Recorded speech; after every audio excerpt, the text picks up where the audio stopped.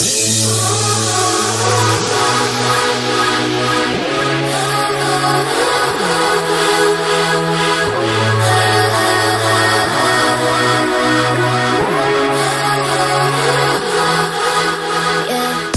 guys, welcome to my channel or welcome back.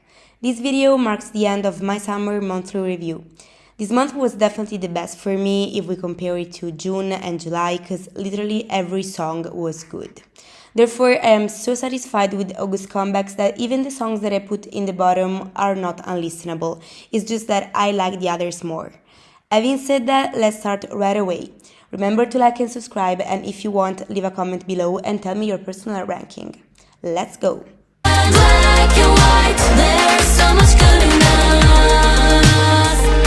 So, in order to avoid doing a 30 minutes long video, since all Rocking Doll releases of this month are at the bottom of this list for me, sorry about that, I decided to put them and talk about them all together.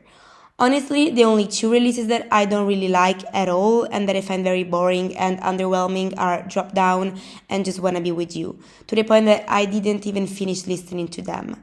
Grey and Pom Pom can be saved though. Grey is a nice song, it's just that it's quite underwhelming for me and a bit boring after a few listens. I think that if they would have put a nice twist or something to slightly change things up at some point, that would have made the song much better. The retro concept is very 2021 though, but they managed to pull it off. I like the choreo and the overall styling of this comeback, so it's a shame that we don't have any stage promotion. I like Pom Pom more than Grey, I find it more interesting and I really like the rap part, but I feel that these two could have been better with some other twist, and I think that after a while I can grow tired of it. By the way, I'm not really a fan of K-pop songs being in English, and if I'm not mistaken, their whole album is in English, which I don't really get. Oh, and the fact of making MVs for every B-side, because from what I could gather, these are all B-sides and the title track has yet to be released. Well, this really reminds me of the New Jeans strategy, which I knew it would have been a trend. Let's see if some groups will have different versions of the same MV, and at that point, I will be 100% right.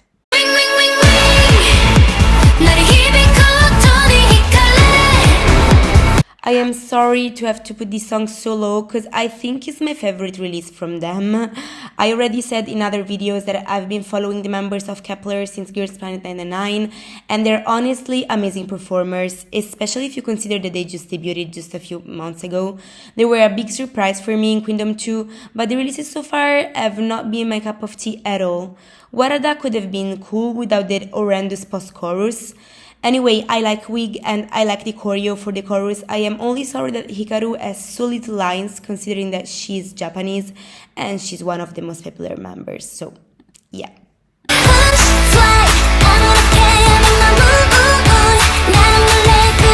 This song is really fun and cute and I enjoyed watching the stage performances because they were bright and colorful and also the styling really reflected that, which I appreciated. This is clearly the direction that Yana wants to give her song since Smartphone is basically Smile 2.0 and that's honestly what made me put this song at the bottom of this list, even if it's quite enjoyable. I said other times that there is a fine line between establishing its own sound but managing to release different songs in doing so and releasing basically the same stuff. Yana did the latter, so I really hope that with the next comeback she will try different things but she will manage to keep this happy vibe. Besides this, the only part of this song that really put me off is the post-chorus, which combined with the dance move, with the smirk and the tongue out, it really cringes me a lot. The MV is cool though and some scenes have a really nice aesthetic. About the B-sides, I didn't like them at all. The only one that could be saved is Lemonade, but I feel that after some time I'll grow tired of it too.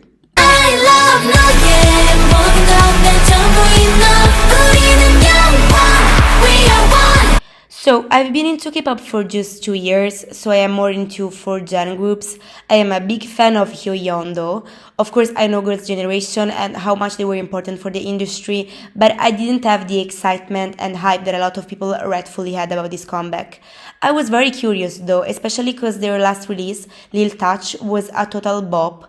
I think it was from their subunit, if I'm not mistaken, but still. And I was really curious also because given the photo concept teasers, I was expecting a super aesthetic MV and a cosmic/alien concept. and we got neither. So that was quite disappointing. And I mean, I get the fact that for their 50th anniversary, they want to do a song about the fans and how they were gonna be together forever. And from what I could gather, the MV is about what the different members are doing now, which I get it too. It makes perfect sense for this kind of concept, but I feel that the teasers should have been different because they were too misleading, but maybe it's just me. The song is nice and has a chill vibe. I just feel that after a few listens, this one too become a bit boring and underwhelming. I really love the verses though, especially Hio in the first one. She slays so much, as always.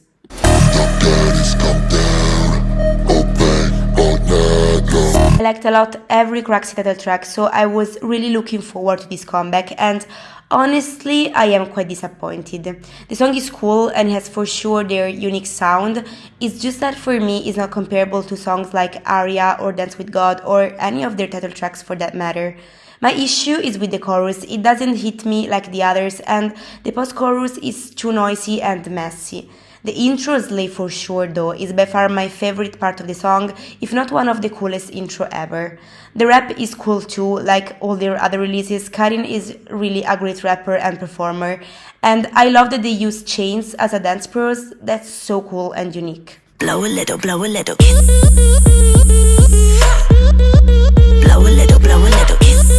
I wanted to have a try comeback for so long since I got to know them during their latest comeback, Would You Run, and I quickly became obsessed with them, which is something that I didn't quite expect, since I generally don't like groups in which the majority of the members are a lot younger than me. But there's something about Tribe that intrigues me. They are so talented and they have one of the most stable vocals of the industry, and they show it in every stage. I mean, they do live dance practices, so who does that? Plus, I am so in love with Hyunbin. She's one of the best idols out there for me, even if she's just a rookie. So yeah, I was really happy and curious about this comeback, and it's not my favorite track from them. It cannot top Would You Run or Dum Dum Ta or Loro, which is my favorite release from them, even if it's just a B-side.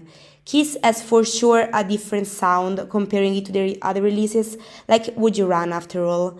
I feel that their first releases were heavy Latin influenced, and that was the unique sound that they established.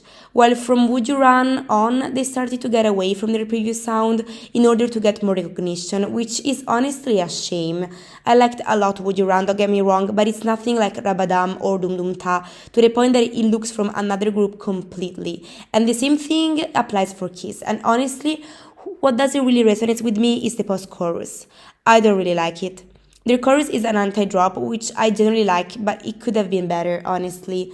I like the Kiss sound, though. I also find it unique. My favorite part of the song is probably the rap of Hyunbin and Soeun, which are my bias and bias wrecker respectively. They always slay so much. And I also find cute and unique the bridge, which it looks like a nursery rhyme for children. They also do a dance for it that it looks like the games that children do. So yeah, I enjoy this song and watching the stage promotions, and I'm happy that they're getting more recognition. At least it looks like it. But I unfortunately cannot put it above the 8th place. Anyway, all this talk about them changing the sound, it applies also to the B-side of Leviosa, which is In the Air, and I was honestly more disappointed with this one, because their B-sides have always slayed and managed to keep that unique Latino sound that Tribe has. Well, this song, well, it does not have it at all.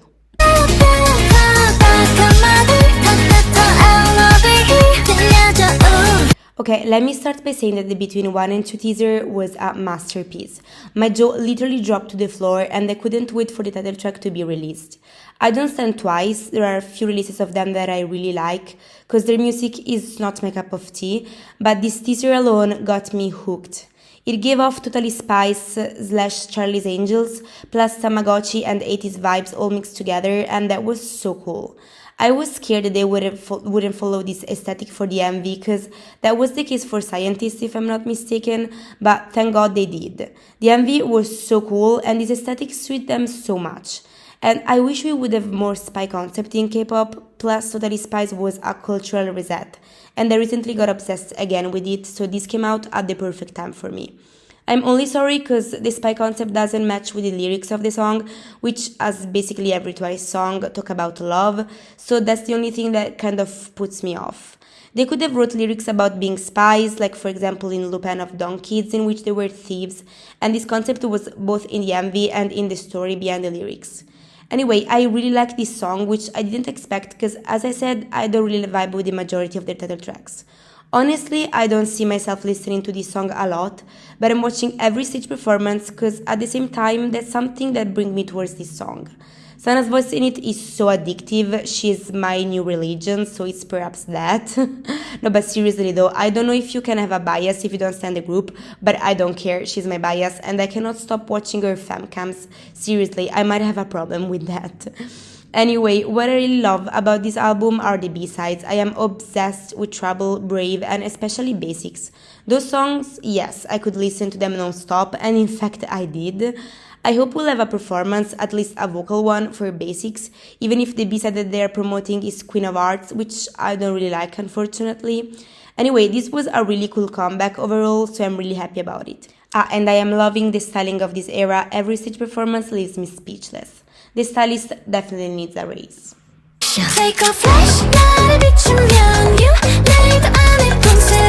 So I was doing a holiday in Turkey and I had some internet problems, so I managed to see the last releases of August, Flash, Last Dance and Ring My Bell all together when the list was already made, and I honestly thought that I would have put these songs in the half bottom of this list, but I was definitely wrong and they completely screwed this list up. Okay, so about Flash, I don't know Rocket Punch that well. I know Chiquita, I am not really a fan of it. It grew a bit on me, but I mean, I didn't really have any expectations on this comeback, so I was pleasantly surprised that I liked this much. It has a chill vibe that I really like. At the same time, there is nothing that completely struck me, so I had to listen to it a few times to remember it well, because at first I couldn't even remember the melody, which is not exactly a good sign, but apart from that, this song slays, and I really love their vocals. Also, the MV is so pretty, I really like its aesthetic. So yeah, a really nice comeback from Rocket Punch overall.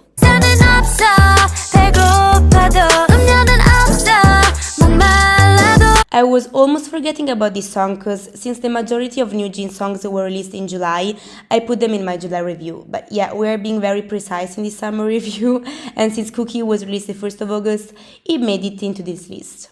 So the first time that I listened to Cookie, I was honestly quite disappointed. After Attention and Hype Boy, I was really curious of what they would have released as their actual debut, even though apparently their debut includes also Attention and Hype Boy, and they are even promoting these songs more than Cookie. But anyway, yeah, it was quite underwhelming for me, especially for a title track. And yes, I was too really cringed by the lyrics, and I talked about it in my video about New Jeans' debut.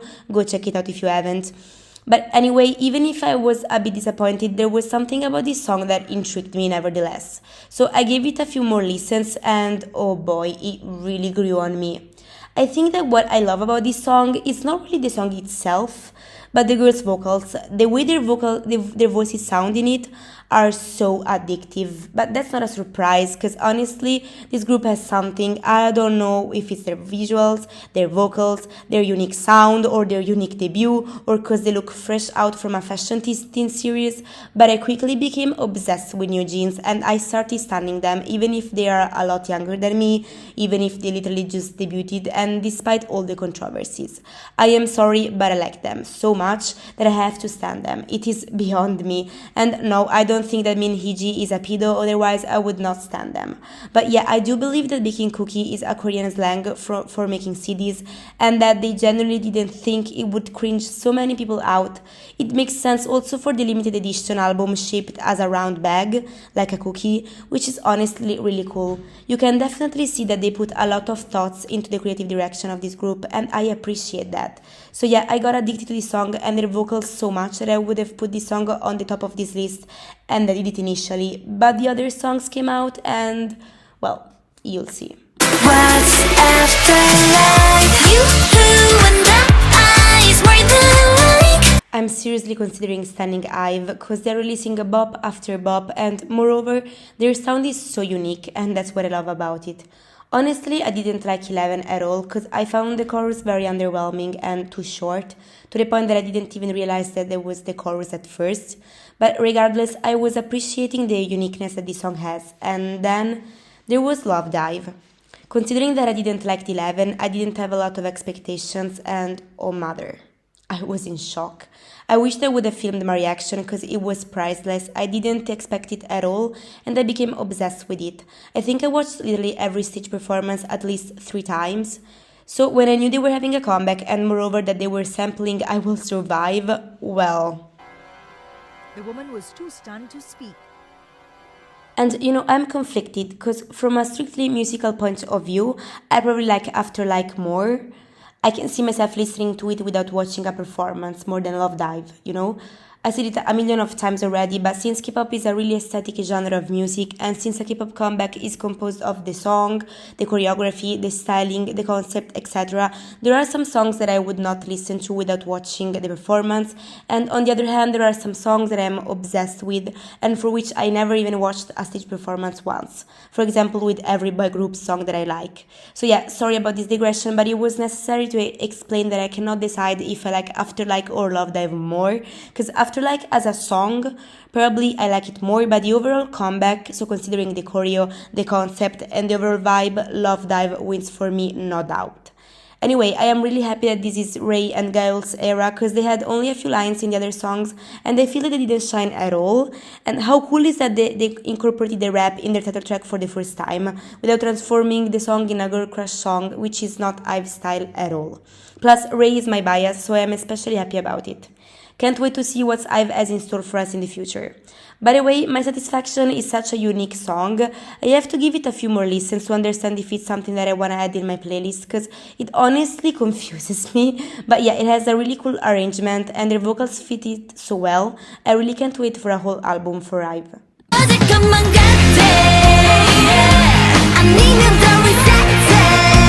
You guys have no idea how much I was surprised to put Billy at the top of this list. Don't get me wrong, I find Billy a very interesting and unique group, plus Sheon was one of my favorite Girls Planet 999 contestants and I was so happy that she was added to the group, so I am definitely putting an eye on them, but I didn't really like their previous title tracks.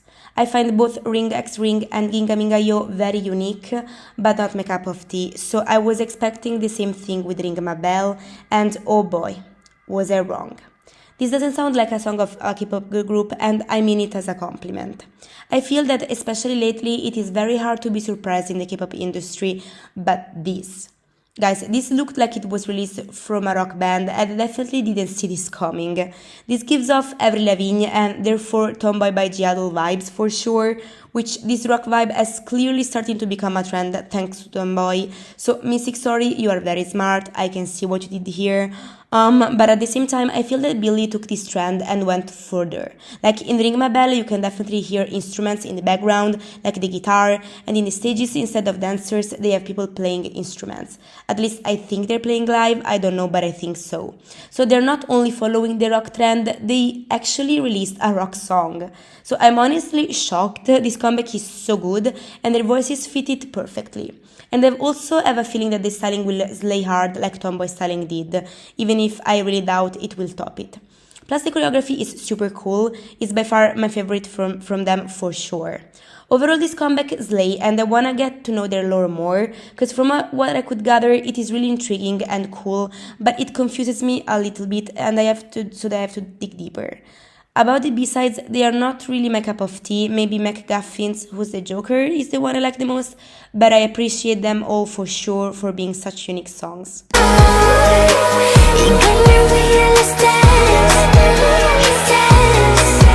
Okay, with this release, Yuha has definitely gained the spot in my top 3 soloist list.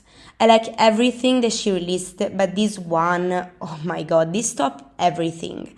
I honestly would have never expected to put it in the second place, but she rightfully deserved it. I don't even know where to start in saying what I like about this song, because I like literally everything.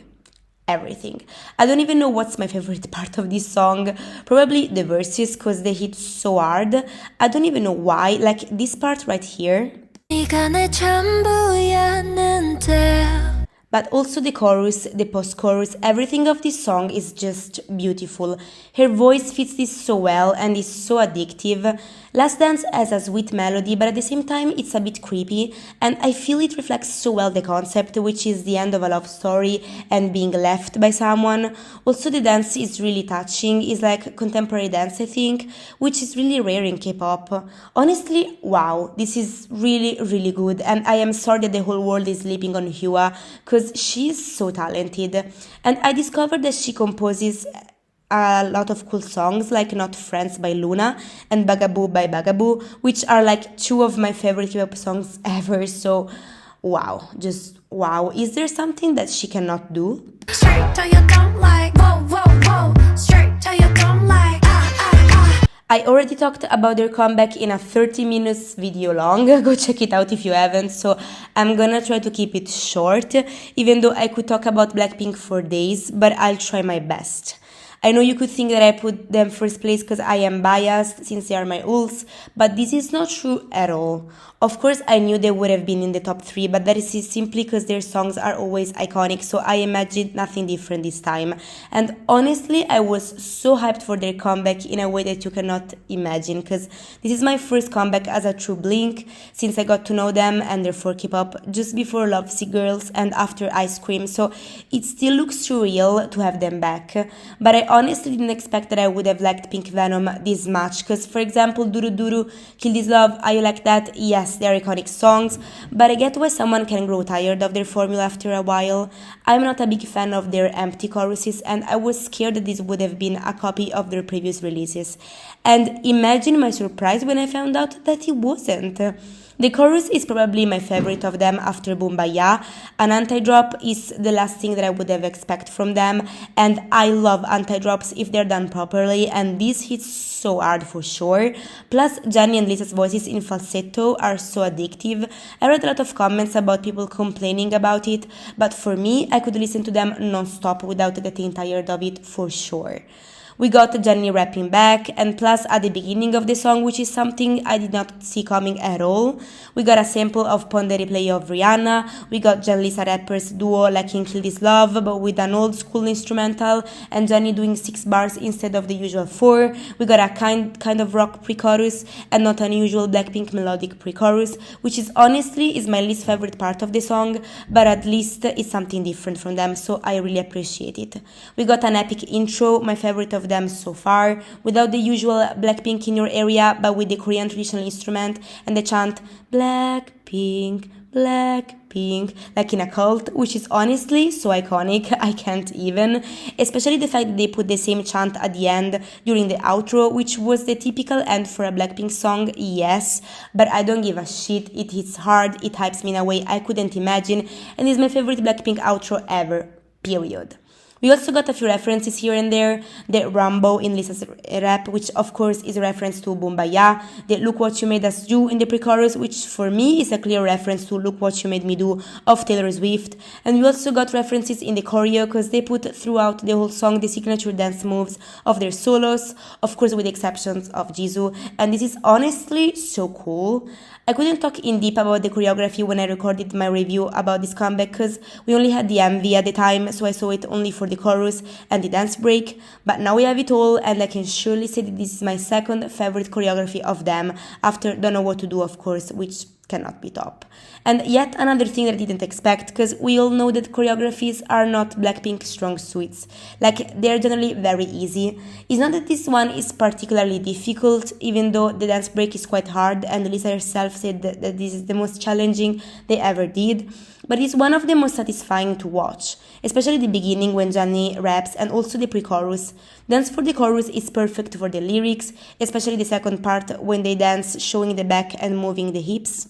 Taste that pink venom, taste that pink venom. This part right here is so hard, honestly, Anyway, yeah, I love this song to death. I am obsessed, and I was so angry that people were complaining about it and saying stuff like, I prefer the usual sound, or either this is a copy of their previous songs. Like, I was honestly shocked, and I asked myself if the world got completely crazy all of a sudden. Like, you said all this time that they do the same shit over and over, and as soon as they change things up, but they manage to keep, of course, their signature style and vibe, you complain, saying that you like their past releases, or worst of all, that this song is like everything they released before, which I am sorry, but unless you are completely deaf, this is nonsense.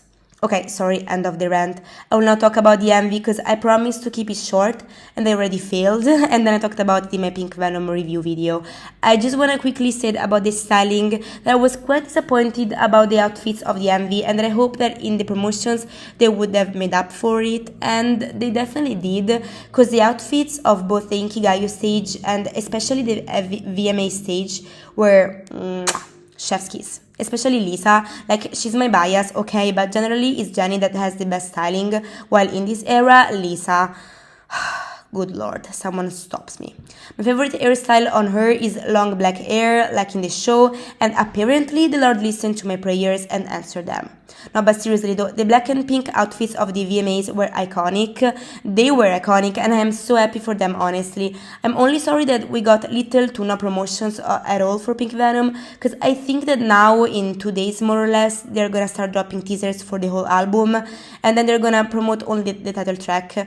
And by all means, I am not complaining. The fact alone of having a full Blackpink album is a miracle, and Pink Venom did this job to hype me so much for the title track, so I honestly can't wait. I'm just a bit sad because I am starving for content, and I wanted more Pink Venom stages to obsess over. Like in the album era, in which we got 2 pre-releases and they promoted a lot How You Like That, even if it was just a B-side. I know they didn't have much time this time, but I probably would have preferred to have the album in a couple of months and having more stages of Pink Venom.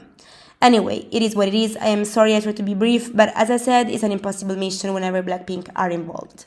And this concludes our video. So I really feel that August saved this summer altogether, because I was honestly a bit disappointed about June and July. Like, I was so hyped for a lot of comebacks, since basically every girl group did a comeback this summer, including some groups that I really like, and well, the majority of them left me quite discontented. But yeah, thank God August came, because as I said, even the songs that I put literally in the last spots of this review, they were nice and I kind of enjoyed listening to them, and the songs on the top are really, really good. So thank you, August, for them. At least there is a silver lining in the summer ending. Anyway, I opened this channel in June and I didn't plan to do so much monthly review and comebacks review because I have a lot of more ideas, but yeah, there were too many comebacks and I want to talk about them. But now the summer is over, please stick around because I will upload different videos about other topics. I can definitely do reviews if I particularly like a comeback, but this is not gonna be the main topic of this channel as it was until now. So stay tuned and like and subscribe if you like this video. See you in the next one. Bye!